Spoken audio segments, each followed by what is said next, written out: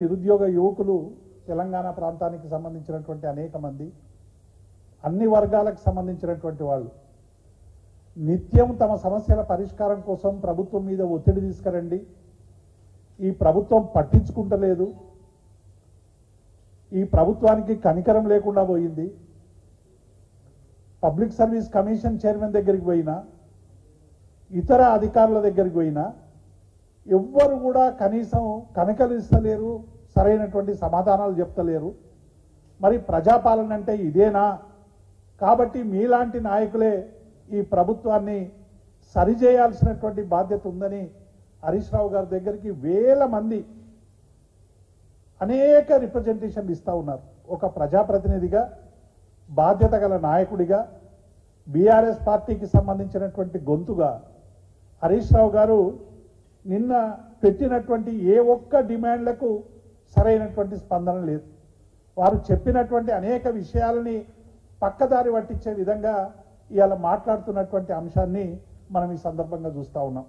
నిన్న వాళ్ళు చెప్పినటువంటి అంశాలను పక్కకు పెట్టి అంగన్వాడీ, ఈ రాష్ట్రంలో ఉన్నటువంటి అంగన్వాడీలు, ఆశాలకు సంబంధించి వేతనాలు సరిగ్గా వస్తలేవు, ఇచ్చిందా లేదా చెప్పాల్సినటువంటి బాధ్యత శ్రీధర్ బాబు గారిది, అలాగే ఎమ్మెల్సీ జీవన్ రెడ్డి గారిది, ఇంకా చాలామంది ప్రభుత్వంలో ఉన్నారు. మా దగ్గరికి వచ్చినప్పుడు డెఫినెట్గా దాన్ని ప్రభుత్వం దగ్గర తీసుకుపోయేటువంటి ఒక బాధ్యత గల ప్రతిపక్షంగా ఉన్నాం మేము.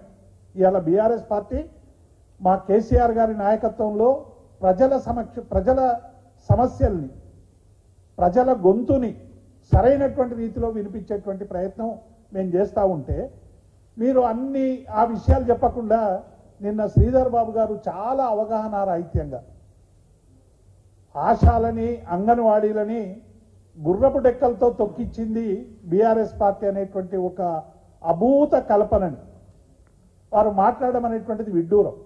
ఇది అవగాహన రాహిత్యం, బాధ్యత రాహిత్యంగా మాట్లాడడం. ఎందుకంటే శ్రీధర్ బాబు గారు ఒక సుదీర్ఘ కాలంగా రాజకీయాల్లో ఉన్నటువంటి నాయకులు.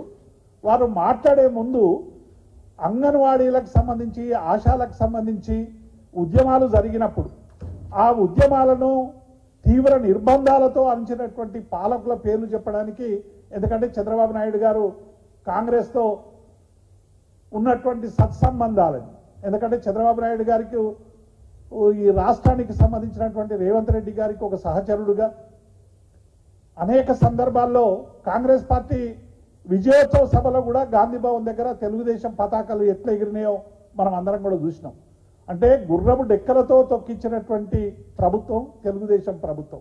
ఆ ప్రభుత్వానికి సంబంధించినటువంటి మాట మాట్లాడకుండా దాన్ని టీఆర్ఎస్ వైపుకు మళ్లించడం అనేటువంటిది ఇది బాధ్యత రాహిత్యం. శ్రీధర్ బాబు గారు ఆ వ్యాఖ్యల్ని ఉపసంహరించుకోవాలి. గత 10 ఏళ్లలో ఆశాలకు, అంగన్వాడీలకు సంబంధించి మేము 2013లో కూడా శ్రీధర్ బాబు గారికి గుర్తుండాలి, 2013లో కిరణ్ కుమార్ రెడ్డి గారి క్యాంప్ ఆఫీసును మా అంగన్వాడీ ఉద్యోగులు, టీచర్లు మేమందరం కూడా ముట్టడించినప్పుడు పెద్ద ఎత్తున వాళ్ళ మీద లాఠీ చార్జ్ చేసిందనేటువంటి విషయాన్ని బహుశా శ్రీధర్ బాబు గారు మర్చిపోయినట్టున్నారు. మేము ఈ 10 ఏళ్లలో, గత 10 ఏళ్లలో కేసీఆర్ గారు ముఖ్యమంత్రిగా ఉన్నప్పుడు అంగన్వాడీ ఉద్యోగుల్ని, అంగన్వాడీ టీచర్లని ఆత్మగౌరవం పెంచే విధంగా చేసినటువంటి విషయాలు ఈ సమాజానికి అంతా కూడా తెలుసు. చాలా తక్కువ వేతనం, 4,000 రూపాయల వేతనంగా ఉండేటువంటి అంగన్వాడీలకు 3 సార్లు మరి పెంచి 13,650 రూపాయలు వేతనం చేసినటువంటి ఏకైక రాష్ట్రం తెలంగాణ రాష్ట్రం అనేటువంటి విషయాన్ని నేను సందర్భంగా గుర్తు చేస్తా ఉన్నాను. ఆశాలు కూడా ఇలా భారతదేశంలో ఎక్కడ లేని విధంగా 9,750 వేతనం ఇస్తున్నటువంటి రాష్ట్రం తెలంగాణ రాష్ట్రం. కాబట్టి అంగన్వాడీలు, ఆశాలు, ఏఎన్ఎంలు కింది స్థాయి కరోనా కాలంలో కూడా చాలా అద్భుతమైన పని చేసింది.